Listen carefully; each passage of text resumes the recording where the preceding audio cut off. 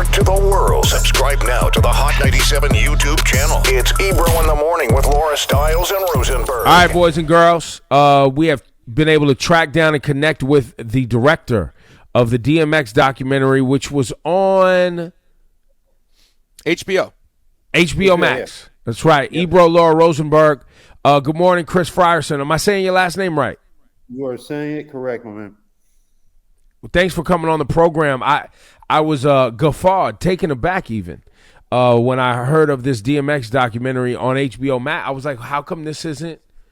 What's going on here? How come I'm just now hearing about this? So I definitely posted about it, and then Rosenberg said that we could have you on, so we were excited to show it some more love.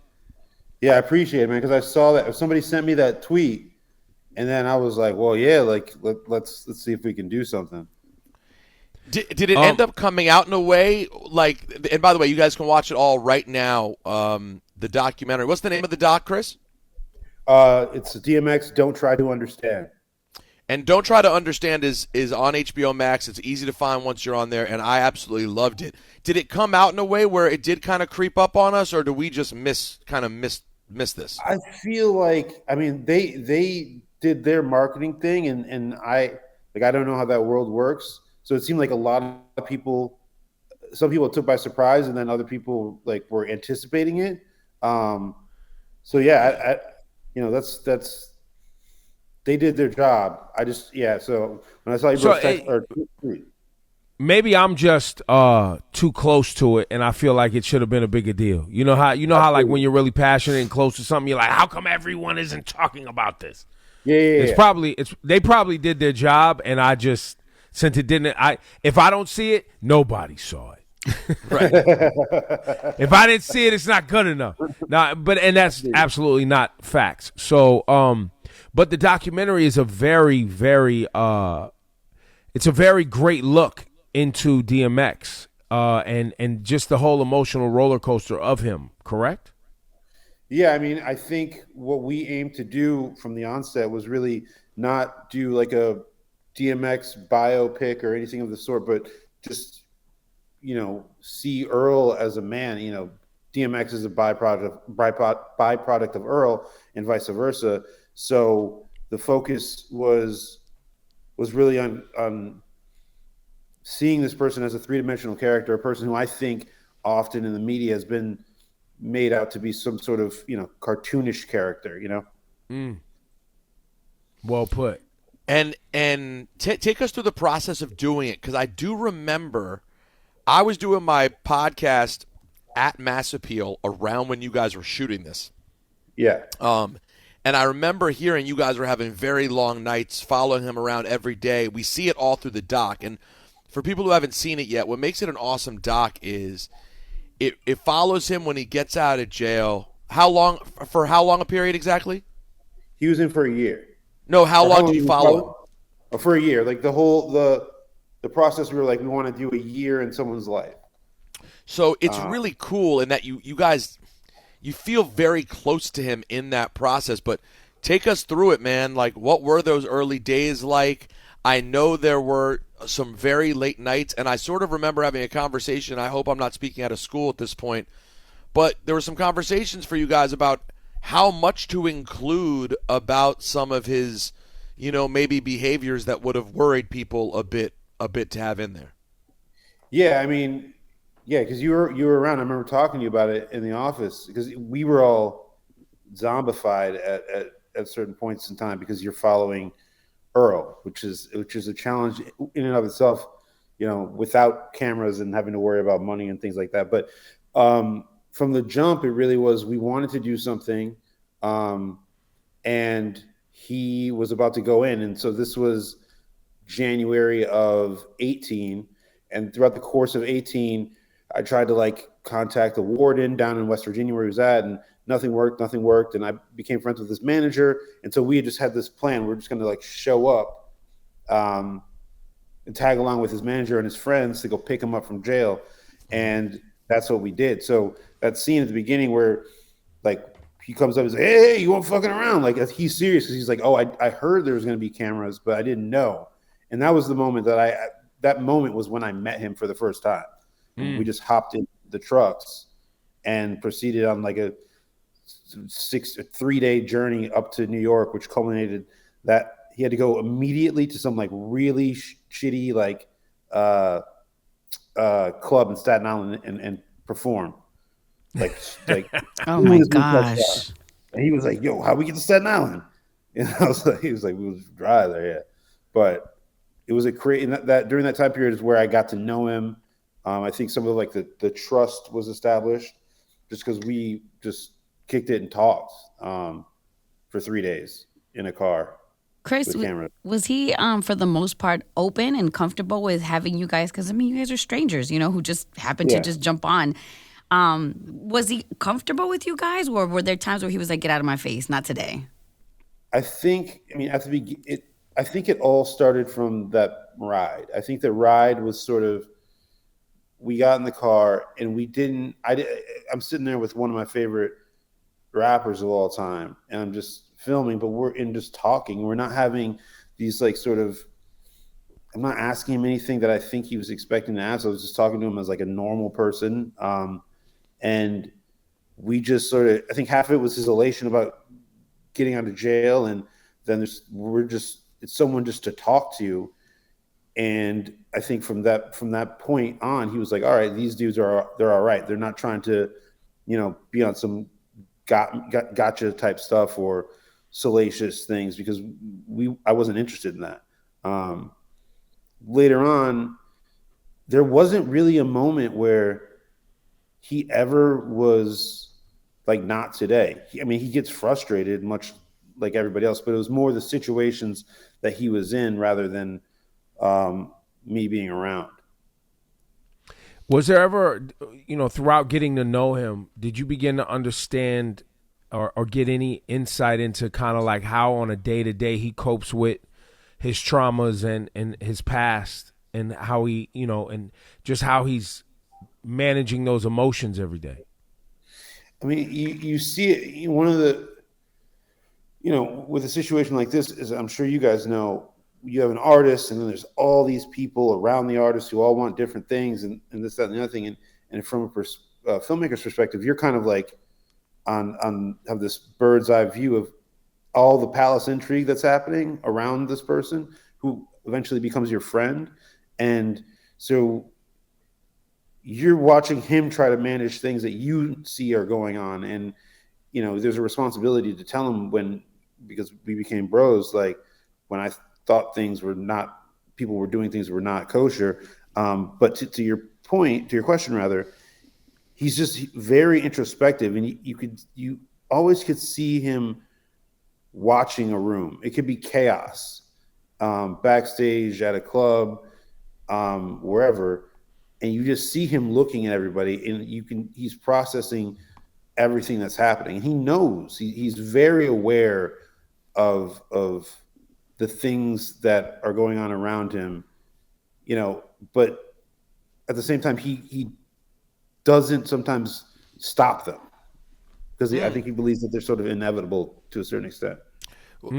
Take us. There are a couple scenes I want to ask you about without giving it all away, but and I won't do that. But for those who have seen it, the first scene that really struck me early is when he goes back to his neighborhood in Yonkers and is just hanging out, and he's on the block with these young rappers, and he's giving them advice and talking to them.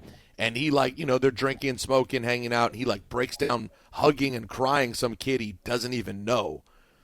Take us through that scene, and also, like, what was it about him that allowed him to connect with people kind of so quickly in such a meaningful way?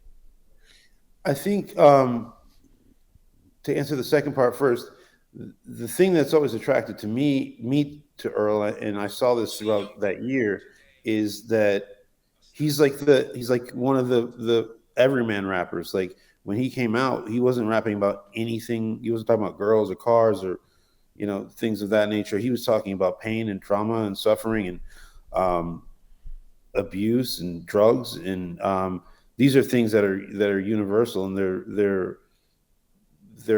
commonalities that everyone can relate to, and everybody can reach out and touch in their own families or in their own lives. And I think, 25 years on, that's what people see that in him. He is that everyman type character. And I think that's why, like, when he does go home, those kids know that they can talk to him because he's open like that. He's talking about things that they've experienced, which isn't glamorous, but is part of their their day-to-day existence. And so, you see throughout the film, it could be, there's the street sweeper in Detroit who brings me over and starts talking about how Earl got him through doing like a 15-year bid. It's because, he relates to him. And I think that that's something that is rare, and not an affectation at all with him. Now, how much of go ahead, Roseberg. I'm sorry. Well, I was going to say the other scene I want to ask about, of course, is the end of the film. The back-to-back scenes with his family, and particularly his son, his oldest, who he had the most complex relationship with. I told you this on text. It was the last 10 minutes of the doc. It's maybe the best 10 minutes of a doc that I can ever recall. Did you know at the time you were watching the end of the documentary as it unfolded? And just like, how blown away were you to see a human being like live out this level of emotion in a way that I just feel like most people aren't, I don't know, in touch enough with, especially people who have as many issues as Earl has dealt with throughout his life. He dealt with this so head on in these scenes. Were you just blown away as the director? At that point, it was near the end of the year, and we had it was a real small crew. It was myself and Clark and Sean, and we went over there just to like sort of chill, and it was like a thanks. Earl was going to cook crab legs, so we were cool. But when he did start singing, and when that scene happens, I'm sitting there, holding the camera, saying like, please don't mess this up, because I knew, like, I was like, this is everything. This is, he got out of jail saying he wanted to accomplish a certain goal as it relates to his family. Here we are 11 months later with his family, crab legs, and that song comes on, or he puts it on. And that's what I'm talking about, that sort of introspection. He was not doing anything for the camera. And I wasn't surprised that he did that. What I was surprised about was looking through that lens and being like, oh my God, this is next level shit. Excuse my language. And what about the scene before that at the outside the Dave and Buster's that sort of led up to that? It was those two, same thing. I was just like, this is amazing. And this is, I've been through a very tumultuous year with this guy, and now I consider like friends, and his family's I'm close. I was close to at that point too. So, but that scene too, that reconciliation, you can't fake that. But I think it's pure Earl there. Like he's his heart's on all sleeves, and I think he was just feeling that moment, and we were just blessed to be, part of it. Because I knew how much it meant to him, and I knew how much it meant for his family. But I also knew in those moments that for someone who's watching it, this is something that's going to be revelatory about this superstar celebrity that you can see isn't afraid to be that vulnerable. DMX, Don't Try to Understand, on HBO Max right now, streaming. Go check it out. Chris, we really appreciate you, man, doing this work and capturing this hip hop icon like this, man. It's powerful stuff. And great work, great job. Last thing on the way out, I just want to know. And then when you work with someone that long, Chris, how did it hit you when you get the news that he passed? That must be an interesting and tough thing for you. It was for two reasons. I mean, obviously it was devastating. But he had a very profound on me for a reason that I've dealt with substance abuse my entire life because I'm a drinker. And the last time I talked to him was right. I called him and I was like, "Yo, But while I'm going into rehab, and he's like, yeah, you're gonna do good. He's like, gave me like words of advice, and because he knew when we were filming that was something that I dealt with as well. And so the day I was checking out of rehab, my girl called me and she's like, I didn't want to tell you this yesterday. I don't know why I just gave her a DMX voice for a second, but I didn't want to tell you this yesterday. But Earl's in the hospital. And so, the very last thing he said to me was when I was going to go do something that, I needed to take care of as it related to substance abuse and checking into rehab. The very last thing he said to me was like, you're going to be all right. And I never got to talk to him again because that was when he went through the coma stuff. So, I mean, it hit me really hard, but it also hit me in a way that I don't want to. I do owe my sobriety today, partially to him. I don't want to, whatever it's corny, whatever. I don't want to let him down because I knew he wanted me to get right. That's not corny. That's beautiful, man. That's dope. That's awesome. Embrace Chris. that. Hold on to that. And good for you, man. Dealing with your abuse as well and making sure you keep that in check, man. Salute to that. Yep, that's a long-term, permanent project to work on, and good for you for embarking on it and sharing it with us. Honestly, Rosenberg, you see me fucked. You see me drunk. You see me. I've seen a lot of people drunk, man. You weren't necessarily the worst I've seen.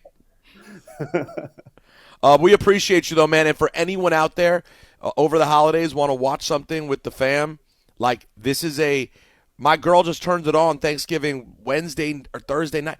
We were just blown away by it. It's absolutely worth the time. Don't try to understand. Everyone go check it out. Thanks, Chris. Thank you guys. Appreciate Thanks it. a lot, bro. Take care. Peace, Chris.